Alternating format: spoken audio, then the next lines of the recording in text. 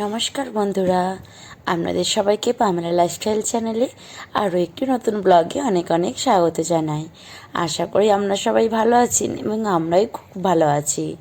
আর এই যে আপনাদের দাদাভাই চলে গিয়েছিল মাংসের দোকানে, ওখান থেকে আজকে খাসির মাংস না, খাসির মাংস তো বটেই, খাসির যে মাথাটা হয় সেই মাথাটা আজকে কিনে নিয়ে এসেছে। ওইটা নাকি খুব টেস্ট হয় আর ও খুব ভালো করে বানাতে পারে। সেইটাই বললো চলো আজকে তোমাকে করে খাওয়াই। তার জন্য একটা মশলা তৈরি করতে হবে। প্রথমে আদা রসুনটা পেস্ট করে নিয়েছে জারেতে, তারপর ওই জারেতেই টমেটোকে দিয়ে দিল কেটে, তারপর দিয়ে দিল লঙ্কার গুঁড়ো, হলুদ গুঁড়ো, তারপর গোটা জিরে আর এলাচ, আরও কিছু দেবে, আপনারা দেখতে থাকুন মশলা তৈরির জন্য কি কি দেয়। এটার এখানে দিয়ে গেল ধনে গুঁড়ো। আমরা যেহেতু 500 গ্রামের মতন বানাচ্ছি, তার অনুযায়ী আমাদের এই মশলাটা লাগছে। আপনারা যদি এর থেকেও বেশি বানান তো মশলার জিনিসগুলো একটু বাড়িয়ে নেবেন। তারপর দিয়ে দিল ডালচিনি, দেখতেই পেলেন ডালচিনি আমাদের কতটা দিতে হলো। আর এইটা যাচ্ছে পোস্ত। তো এইভাবে মশলাটা আপনারা আগে বানিয়ে নেবেন, খেতে খুবই ভালো লাগবে। আর ভিডিওটি শেষ পর্যন্ত দেখার অনুরোধ রইল। তারপর দিয়ে দিল লবণ, তারপরে সামান্য জল দিয়ে মিক্সারেতে পেস্ট করে নিল। আর ভালো করে বন্ধুরা মিক্সারেতে পেস্ট করে নেবেন, পুরো একটা স্মুথভাবে পেস্টটা হবে, ঠিক আছে। আর একদিকে আপনারা পেঁয়াজ কুচি নেবেন। তারপরে এইদিকে কড়া গরম করে কড়াতে দিয়ে দিল রিফাইন অয়েল, ঠিক আছে। তারপর তেলটা গরম হয়ে যাওয়ার পরেই দিয়ে দিল সেই কুচানো পেঁয়াজটা। এখানে 4-5টা মতন পেঁয়াজ আপনাদের ভালো করে দাদাভাই কী করেছিল, চপ করে নিয়েছিল, চপ করে এতে ব্যবহার করেছে। চপ করে ব্যবহার করলে পেঁয়াজটা তাদের গলতেও সুবিধা হয়, তাই খেতেও ভালো লাগে বলে এই জন্য বেশিরভাগ দেখবেন রান্না করলে একটু চপ করে নেয়। তারপরে পেঁয়াজটা লাল লাল করে একটু ভাজা হয়ে যাওয়ার পরেই তাতে দিয়ে দিতে হবে আদা রসুন বাটাটা। এই যে আমার দাদাভাই আদা রসুন বাটাটা দিয়ে ভালো করে পেঁয়াজ সঙ্গে ভালো করে ভেজে নিচ্ছে আর কি। আদা রসুনের একটা কাঁচা ভাব গন্ধ ছাড়ে, তো তার জন্য একটুখানি সামান্য ভেজে নিতে হবে, কিন্তু বেশি নয়, একটু জাস্ট ওই 2 সেকেন্ডের মতন এইরকম। এই দেখুন, এরপর সেই যে বেটে রাখা যে আমাদের মশলাটা, সেই সবটুকুটা দিয়ে দিতে হবে এই রান্নাতেই। দেখতে পাচ্ছেন মশলাটা কত স্মুথভাবে পেস্ট করতে হয়েছে। তো এরকম স্মুথভাবেই আপনারা পেস্ট রাখবেন। আর গ্যাসের ফ্লেমটা এই সময়তে করে মশলা কষানোর সময় মিডিয়াম টু হাই রাখবেন বন্ধুরা। এই যে মশলাটা সব আস্তে আস্তে দিয়ে দিচ্ছে আপনাদের দাদাভাই। আপনাদের রান্নাটা আজকে ওই করেছে, আমি আজকে ভয়েস ওভার দিচ্ছি শুধুমাত্র, আমি করি না। এই দেখুন, এবার সেই যে ধুয়ে রাখা মাংসটা দিয়ে দিল ভালো করে পরিষ্কার করে। এই বাড়িতে এসে আপনার দাদাভাই ধুয়ে নিয়েছিল, আর বেশি নোংরা যে ছিল তা নয়, পরিষ্কারই ছিল, ওখান থেকে দিয়েছিল ব্যবস্থা করে। তাও আমরা দাদাভাই এসে 2-3 বার জলেতে ভালো করে ধুয়ে রেখে দিয়েছিল। এবার মাংসটার সঙ্গে মশলাটা ভালো করে কষাতে থাকবে। এই দেখুন, এই পিট পিট করে ভালো করে খন্তির সাহায্যে নেড়ে ভালো করে মশলাটা কষাতে হবে। এখন ভয়েস ওভার দিচ্ছি, মানে এতটা খেতে সুস্বাদু হয়েছিল যে এখনই মনে হচ্ছে বেশ পাশে যেন বাটিতে রাখা থাকবে, আর আমি একটু করে খাবো, আর একটু করে ভয়েস ওভার দিতে পারলে তো খুবই ভালো হতো। কিন্তু সেটা করা যাবে না, কারণ অলরেডি রান্নাটা খাওয়া হয়ে গেছে, তো এখন আর কোথায় পাবো চাইলেই, তাই না। এই যে আস্তে আস্তে আপনার দাদাভাই কী করে ভালো করে কষিয়ে নেবে। খেতে কিন্তু বন্ধুরা অপূর্ব দুর্দান্ত হয়। তো আপনারা এইভাবে মাংস রান্নাও করতে পারেন, ঠিক আছে। আর এইভাবে মাথাও বাজার থেকে পরিষ্কার করে কেটে নিয়ে আসবেন, খেতে খুব ভালো লাগবে। দেখতে পেয়েছেন মশলাটা কত সুন্দর ভালোভাবে কষানো হয়ে গেছে।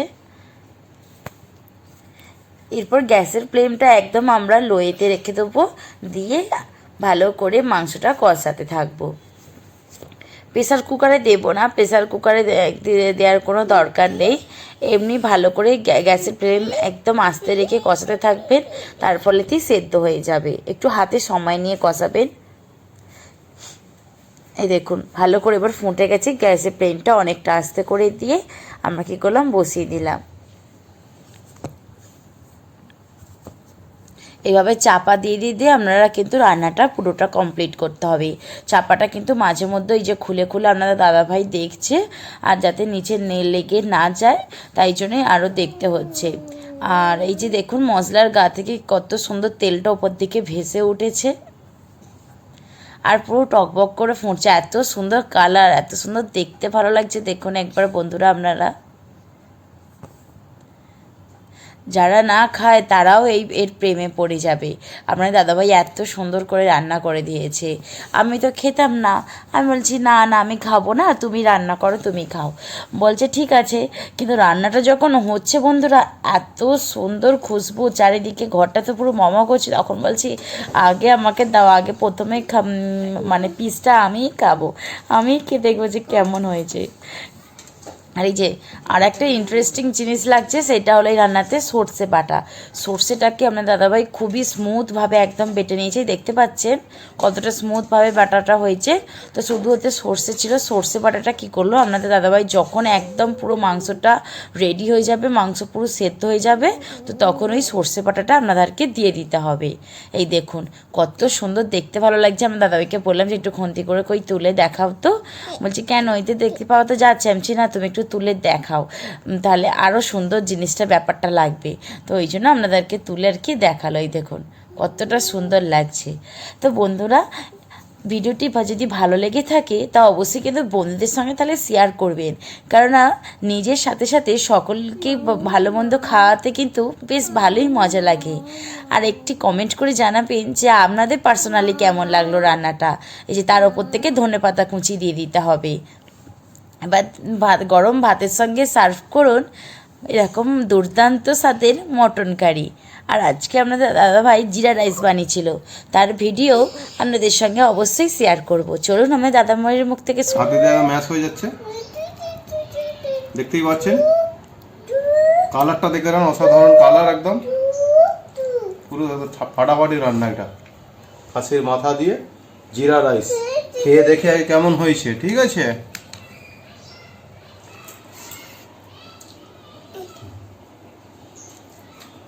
জমে যাবে,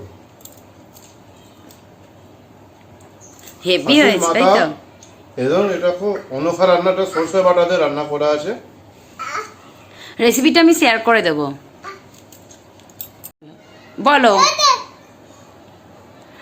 বলে দাও। চ্যানেলটাকে অবশ্যই লাইক করবেন ভিডিওটা ভালো লাগলে, আর সাবস্ক্রাইব করবেন নতুন বন্ধু থাকলে। ওকে তো বন্ধুরা তাহলে আমরা খেয়ে নিই। এই যে দেখতে পাচ্ছেন পাপার কোলে মেয়ে বসে পড়েছে। তো ভিডিওটা এখানে তাহলে শেষ করছি। কেমন লাগলো ভিডিওটি তা অবশ্যই কিন্তু আপনারা কমেন্টের মাধ্যমে জানাতে ভুলবেন না। আর চ্যানেলে নতুন বন্ধু হয়ে থাকলে চ্যানেলটি অবশ্যই সাবস্ক্রাইব করে রাখবেন। আমরা নিত্য নতুন এরকম ভিডিও ডেলি আমি আপলোড করি আমার এই চ্যানেলেতে, তা আপনাদের কাছে যেন অবশ্যই নোটিফিকেশান পৌঁছে যায় এবং আপনারা এই ভিডিওটি যেন দেখতে পারেন। তো বন্ধুরা ভালো থাকবেন, সুস্থ থাকবেন। আজকের মতো বিদায় নিচ্ছি, দেখা হচ্ছে অন্য আরেকটি ভিডিওতে। বাই। মামাম বাই করে দাও তো বন্ধুদেরকে, বাই বাই করে দাও মামাম, একটা ফ্লাইং কিস দিয়ে দাও। বাই, টাটা, বাই বাই, আন্টি, কাকা, চলুন বাই।